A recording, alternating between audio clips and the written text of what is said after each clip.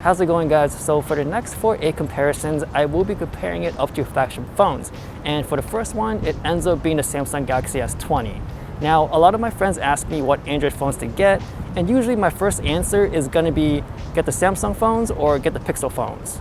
And both of these Android phones are kind of like the opposite ends, so I'll let you know what that means by the end of the video. And for these talking headshots, I will be recording it through my Rode Wireless Go, so during the camera section, that's when I'll be comparing the two microphones on the phone. Now moving on to hardware, the quality on the Samsung is going to be much better. It's glass versus plastic, so there's no competition there. Now they both have that minimal looking design, but for me, I do prefer the matte finish on the Pixel just because of the smoothness and the less fingerprints. Now for the button layout, I do prefer the Samsung Galaxy S20 just because the power button is lower and it's easier to reach. Now in terms of size, I do find that the shorter Pixel 4a is more comfortable to use. I do notice that I do reach less on top of the screen, so for one-handed operation or the ease of one-hand operation, the 4a is going to be the better choice. As far as getting into the phone, I do prefer the Pixel 4a's fingerprint scanner just because of the better location and of course the responsiveness. The on-screen fingerprint sensor on the S20 is not bad. Just make sure that your fingers are not dry using it because you're gonna have a tough time if it is. Now the S20 does have face unlock, which is the main way how I get into this phone, but days like these or times like these, it's not as convenient. And the last thing to mention here is that the Pixel 4a does have a headphone jack for the ones that still uses it. Now moving on to performance, it's obvious that the Samsung Galaxy S20 is going to be the winner here since it does have the stronger chip. Now I am a casual user, so throughout my everyday use, I don't feel any performance difference between the two. So doing everyday things like going on Instagram, watching YouTube videos, or even reading a couple articles, they both feel the same. Now if I put them right next to each other, side by side, then of course you're gonna see the Samsung Galaxy S20 loading up the apps faster. So the whole point here is that if you know you don't need the extra power or processing, then don't spend extra money on it because the money that you saved, you can buy some extra cases, a battery pack, or even wireless earbuds. Now for battery life, the S20 will last longer here because it does have the bigger battery. But both phones are pretty power efficient. I would say that these phones can last me throughout a day and a half, but if you do want the longer lasting phone, then the S20 is the better choice. And of course, if you guys are gaming on these phones, then these phones will not last you throughout the day. You would have to charge them during the night or at some point. Also, the S20 does have wireless charging and reverse wireless charging, so if you do need those flagship features, then you're gonna have to pay more.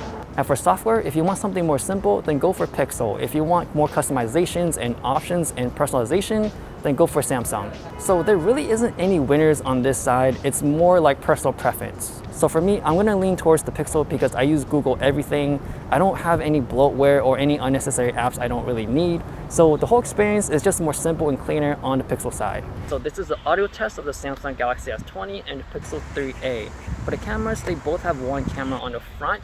And for the back cameras, Samsung has 3 and the Pixel 4a only has 1. So it's pretty obvious that the Samsung Galaxy S20 is going to be more flexible in a lot of situations, but let's see how the single camera on the 4a can stack up against the 3 on the S20. So for 4K video, you can shoot an ultra wide angle lens on S20 and it does have a really good stabilization. Now the HDR isn't the best, but it does get that good, nice, epic shot. When we switch over to the main camera lens on S20, the stabilization isn't going to be as good as the ultra wide, but the HDR seems to be better on the S20 and you can easily see in the shadows everything is pretty even and exposed. Now this is 8K on S20 and 4K on 4A, and it's not the biggest difference on screen, but I want to let you know that there are a lot more modes on S20. You can shoot in 4K 60, there's ultra stabilization, so you do get a lot of camera features versus the 4A if you do buy the S20. Now for low light, the quality seems to be very close to each other. I would say the S20 seems to have a much more warmer color temperature and it can handle better with the exposure. As you can tell, looking inside the stores is not as bright, or you can actually see inside better than the 4A. Now for portrait mode, it's much easier to use on the 4A just because on S20, you would have to wait or move around until they recognize the object. If you're pointing the camera at a human or anything like a simple shape, then it will work very quickly. So one of my biggest gripes on the 4A's portrait mode is how zoomed in it is, and it doesn't have an option like the S20 to zoom out. So if you want to take a portrait mode picture of something in your hands, or if you're in a tight space and you need more room, then the S20 is going to be more versatile. You can zoom in on a 4A as well, but I noticed that if you zoom in too much, the quality of the picture is not going to be too good. For the front-facing camera, the S20 needs to see a face, so it doesn't work with my mask on. They both take really similar pictures, and the only difference I can see is the colors. The S20 seems to have a bit more contrast that makes me stand out a little bit more from the background. On the S20, you can also zoom out a bit more if you need more room or taking a picture with your friend. And if you do have shaky hands, especially if you're taking photos at night, the 4A is gonna capture the clearer picture. For everyday situations, the ultra wide angle lens is by far my favorite on any phone out there since it is the widest. And the S20 does have a telephoto lens, so zooming in the pictures will be more clear and it can go up to 30x. Shifting lenses from the ultra wide to telephoto, you do notice the color inconsistency on S20, so that is mainly a common issue on phones with multiple cameras. But the colors are more saturated or more contrasty and punchier, so if you do like that look, then the S20 is the way to go.